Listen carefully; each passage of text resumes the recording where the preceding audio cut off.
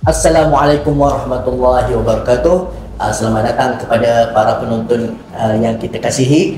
InsyaAllah hari ini kita di siri yang ketiga bagi siri Makrifah RNR for Al-Aqsa 4.0, iaitu satu siri di mana kita membicarakan tentang Baitul Maqdis. Khususnya kita melihat garis masa umat Islam di Baitul Maqdis dari permulaan kebangkitan hingga kepada kejatuhannya. Moga-moga kita dapat mengambil ibrah dan pengajaran daripada apa yang berlaku untuk bekalan kita pada hari ini, insyaAllah. Okey, baik. Jadi kita nak sambung siri yang ketiga ni. Kita telah masuk ke, kita kata, era kemuncak atau kegemilangan umat lah di Baitul Maqdis apabila berlakunya pembebasan Baitul Maqdis. Kita boleh kata dua era lah. Ketika era ianya telah dibebaskan oleh Umar Al-Khattab, dan ketika mana Salahuddin Al-Ayyubi berjaya merebut kembali daripada cengkaman tentera salib. Jadi kalau kita lihat, kita boleh anggap bahawa dua episod ni adalah episod, kita kata, kegemilangan lah, di mana umat bertapak dan berakar di Baitul Maqdis. Jadi kita nak cuba lihat, macam Ustaz pernah sebut dalam siri sebelum ni, tentang bagaimana kepentingan ataupun nilai Baitul Maqdis dari sudut geopolitik dia, daripada sudut geopolitik dunia. Sehingga ada satu ungkapan yang mengatakan bahawa siapa yang menguasai Baitul Maqdis, dia akan menguasai dunia. Walaupun saya pun cubalah tanya ChatGPT apa, tapi tak tahulah. ChatGPT setakat ni dia cakap dia tak tahulah asal daripada sumber ungkapan tu, walaupun dia kata famous lah dalam buku-buku motivasi tentang Palestin dan sebagainya. Tapi dia kata ada satu ungkapan yang mungkin macam serupa yang diungkapkan oleh Napoleon. Napoleon kata apa? Siapa yang menguasai the Orient, Timur, dia akan menguasai dunia. Tapi tak tahulah, itu kata ChatGPT lah. Okey, tapi tak apalah. Tapi sebenarnya ungkapan itu secara harfiahnya benar lah. Dia menunjukkan tentang nilai geopolitik Baitul Maqdis itu sangat besar. Kalau kita lihat dari segi pergerakan sejarah pun, kita boleh melihat pergerakan sejarah dunia tu in relation to Baitul Maqdis. Cuma kita dan kita tengok, mungkin Ustaz boleh cerita sikit lah.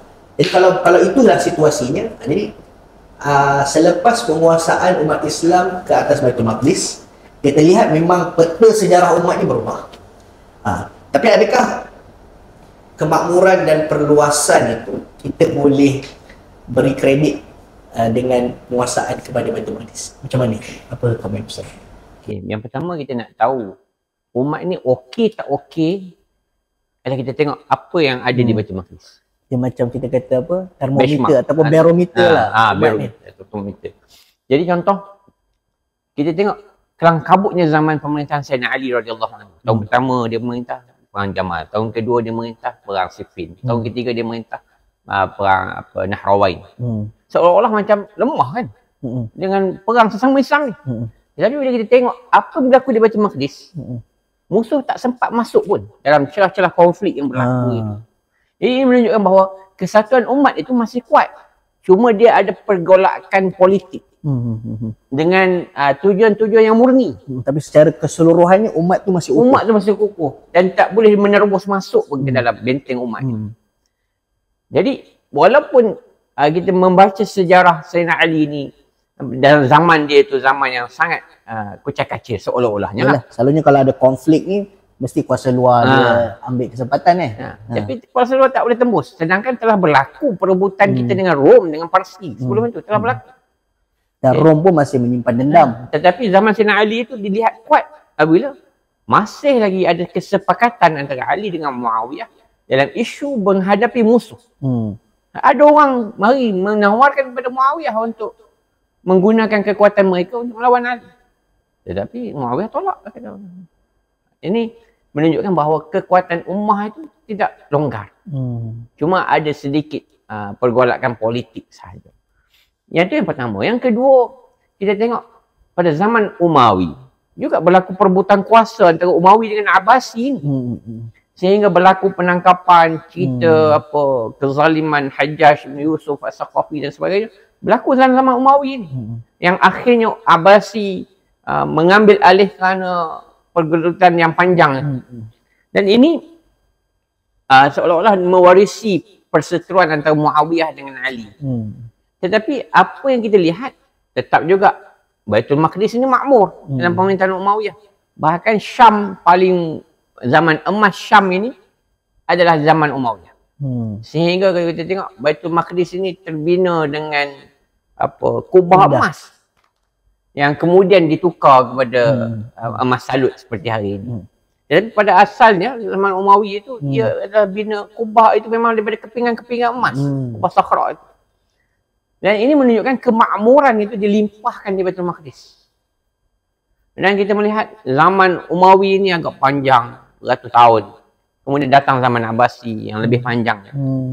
Dan ini adalah zaman-zaman kegemilangan ini. Hatta zaman Abbasi ini, kalau kita kata zaman Abbasi ini, Baitul Maqdis ini agak terpinggir. Sebab dia adalah macam kroni Umayyah. Dia adalah kawasan penyokong Umayyah. Jadi agak terpinggir. Tetapi tetap juga Baitul Maqdis dijagai, didanai dan merupakan antara perhatian yang khusus Abbasiyah. Sehinggalah kerajaan Abbasiyah ini mula mengecut dia punya pengaruh kuasa dia. Barulah keadaan Baitul Maqdis ini sedikit tidak terjaga. Yalah, waktu zaman tu pun muncul kerajaan-kerajaan Syiah kerajaan-kerajaan kecil. Jadi itu di akhir zaman Abbasiyah itu dia panggil era Duwailat. Ada kerajaan Khawarizmi, ada kerajaan Syiah Ubaidi, ada kerajaan Syiah Fatimi, ada macam-macam lah. Jadi sangat banyak. Dan mereka ini antara fokus serangan mereka adalah sekitar bumi Syam itu. Dan di samping itu juga musuh telah mula menghimpit daripada Crusader sedang bergerak ke arah tanah Syam. Jadi kita nak tunjuk bahawa bila kita nak tengok zaman kegemilangan, kita tengok di mana Baitul Maqdis itu bagaimana keadaan. Jadi kalau makmur, itu adalah zaman kegemilangan. Maksudnya kalau kita mencerap sejarah tu pun kita dah dapat keluarkan hakikat tersebut lah. Kalau kita lihat betul-betul sejarah di period di mana umat hilang keutuhannya, dia bersangkutan dengan apakah keadaan Baitul Maqdis pada ketika tersebut lah. Kalau kita lihat contoh waktu zaman Saidina Umar tu memang lagi jelas lah. Apabila dapat dan perluasan kita kata wilayah umat Islam tu sangat makmur di bawah Umar lah. Especially setelah pembebasan Baitul Maqdis. Jadi ada kita juga mana kita time Islam mengambil alih keraju dunia. Betul. Pada zaman Saidina Umar itu. Betul. Dan memang itu menarik juga Ustaz. Sebab kalau kita lihat peristiwa Isra' dan Mi'raj, di mana especially satu peristiwa yang khusus dalam Isra' Mi'raj tersebut adalah peristiwa di mana Rasulullah SAW menjadi imam. Kalau kita lihat macam anda baca buku Rahiqul Makhtum, menarik kita boleh baca komentar Syekh Safiur Rahman tentang peristiwa Isra' dan Mi'raj. Anda rasa sangat menarik. Dia kata macam mana, dia kata satu, dia kata bahawa Rasulullah memimpin solat itu dia adalah satu bentuk peralihan kepimpinan dunia, world leadership punya transfer. Sebab Rasulullah dia akan take over the whole, maksudnya nak beri mandat kepada Rasulullah untuk dapat world leadership di situ. Dan kemudian bagaimana peristiwa Isra' dan Mi'raj itu dia jadi satu vision lah pada sahabat. Macam mana sekarang waktu Isra' dan Mi'raj itu sahabat masih diburu di bukit-bukit di Mekah, ni ayat Syekh Safiur Rahman. Macam mana mereka masih diburu di bukit-bukit di Mekah, tetapi Allah boleh memberi isyarat peralihan kepimpinan sebegitu pada Rasulullah SAW. Dan memang kita nampaklah dan signifikan lagi peristiwa itu berlaku di Baitul Maqdis, di Masjidil Aqsa, peristiwa peralihan kepimpinan tadi. Dan ia juga memang satu isyarat di mana ni macam Profesor Al-Uwaisi dia cakap, dia kata in order for Islam itu nak menjadi international, dia kena melalui Baitul Maqdis. Dan kita lihat bila Umar membebaskan Baitul Maqdis, Islam ni memang daripada timur ke barat lah, dari segi perluasan dia. Jadi antara benda yang kita boleh ambil perkataan Ibn Khaldun, dia kata dunia ini hanya akan berputar, sejarah dunia ini hanya akan berputar, berulang. Dan dunia ini adalah dia ada teori kitaran. Dia ada teori kitaran. Antara benda yang dirumuskan oleh Ibn Khaldun, dia kata penjajahan tidak akan makan masa lebih 80 tahun. Jadi sebuah penjajahan yang tidak boleh mengambil alih kawasan itu lebih 80 tahun, Memang sifat dia tidak akan kekal. dia akan runtuh. Penjajahan itu akan lenyap. Jadi kalau dia nak ambil alih satu kawasan, dia kena selesaikan sebelum 80 tahun. Kalau dia gagal sebelum umur 80 tahun, Dia tak akan berjaya dia dah tak lagi. akan lagi. Sebab generasi penentangan itu telah berakar umbi. Jadi ini antara benda yang kita nampak. Memang kitaran pembebasan Baitul Maqdis ini ada satu simbolik yang perlu kita jadikan. Memang betul-betul dia adalah barometer kekuatan ummah ini. Kalau kita nak membangunkan ummah ini, nak melihat ummah ini, kita kena tengok apa yang sedang berlaku di Baitul Maqdis. Jadi Satu muhasabah jugalah. satu muhasabah. Muhasabah untuk kita. Bila kita, yelah kita kata umat Islam lemah. Tapi kita kena tengok hakikatnya tu bersangkut paut dengan Baitul Maqdis. Maksudnya nak tak nak kita kena, semua kita kena jadi pejuang Baitul Maqdis. Cuma yang menarik, kita nak kata zaman kita ni zaman kegemilangan, zaman kejatuhan. Sama kebangkitan dia. Kita jadi confused sebab apa? Masih lagi Baitul Maqdis itu adalah tempat Masjid Al-Aqsa itu masih milik umat Islam. Betul. Umat Islam masih boleh bersolat di sana. Dan penjajahan belum mengambil alih secara mutlak.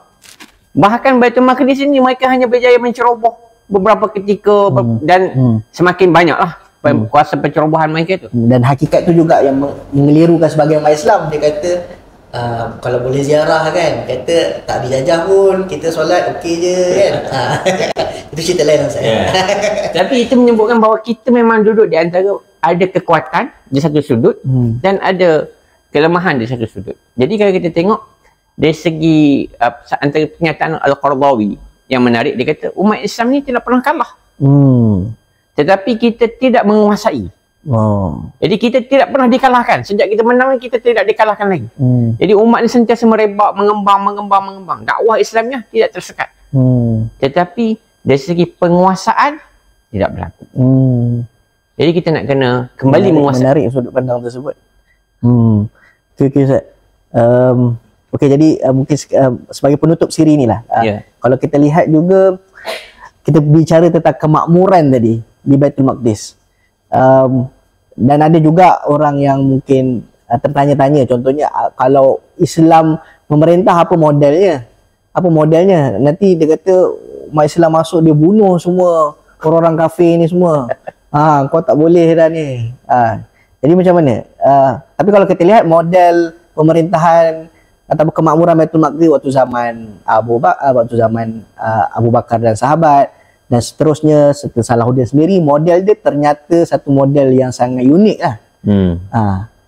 Dan mungkin ada, kita kata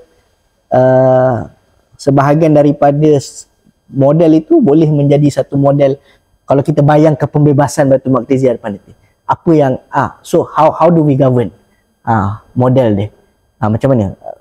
Jadi kita tidak miskin dalam panduan dan pedoman untuk menguruskan kemenangan. Kalau kita tengok ada zaman Sayyidina Umar, ada Ahdu Umariyah. Zaman Salahuddin Al-Ayyubi lebih luas lagi. Lebih hatta orang Crusader sendiri menulis tentang kemewahan haki Salahuddin ini. Dan mungkin ramai orang menyalahfahami hadis tentang pokok Gorkot. Yang akan orang Yahudi dia akan diburu dan dibunuh. Jadi kita nak kena faham hadis ini adalah hadis selepas Dajjal. Jadi hadis selepas Dajjal ini dia bukan hadis pada era pembentukan daulah. Maksudnya ni hujung. Dia hujung dunia satu, dan ia adalah zaman Dajjal telah menyerang daulah Islamiah ini. Okey. Jadi pembentukan daulah ini sebelum Dajjal lagi. Jadi Dajjal itu datang dalam keadaan nak mencabar kewujudan daulah yang tengah baru, masih muda. Dan kita pun belum tahu lagi realiti Yahudi pada ketika itu, selepas waktu dia selepas Dajjal tu. Dan kita tengok apa yang berlaku, contoh hari ini Muqawamah yang dikuasai oleh Hamas kan. Jadi mereka melayani bagaimana tentera, tawanan-tawanan Yahudi yang bukan tentera. Kalau mutlak kena bunuh, kalau kata nak buat macam hadis Qur'an tu, selesai lah.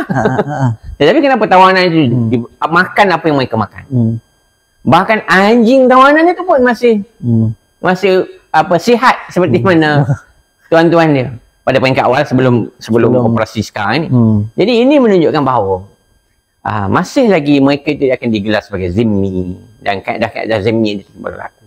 Sehinggalah pengkhianatan yang luar biasa yang pada ketika itu dunia tidak lagi mengecam untuk membunuh mereka. Jadi ini ada sangat berbeza dengan apa yang ada ini. Hari ini dunia telah mengecam wujud mereka ini. Wujud Zionis ini. Tetapi nilainya itu masih lagi kita mengambil nilai Islam bahawa nyawa itu adalah dipelihara. Nyawa itu adalah dipelihara. Dan saya tak merasakan ini adalah satu perkara yang sesuai untuk kita bincang dalam keadaan kita ditindas. Kita duk bincang lah macam mana kita nak govern. Padahal kita sedang ditindas. Kita sekarang ni nak mengembalikan hak manusia orang Palestin. Tapi itulah saya, betul lah. Tapi kita nak kata bahawa kita jangan risaulah. Umat Islam sentiasa model governance ni, turaf Islam ni sangat luas lah dalam bidang governance ni, dan Islam sentiasa mentadbir dengan prinsip keadilan dan tidak ada penindasan. Bahkan nama Islam itu sendiri sudah cukup. Betul. Agama sejahtera. Okey, baik Ustaz. Jadi mungkin itulah penamat untuk siri Makrifah kita pada kali ini. InsyaAllah jadi kita akan bersiaran dalam siri-siri Makrifah RNR for Al-Aqsa 4.0. InsyaAllah nanti-nantikan, dan jangan lupa untuk semak siri-siri Makrifah yang telah kita rakam sebelum ni. Sekian, Assalamualaikum warahmatullahi wabarakatuh. Waalaikumsalam.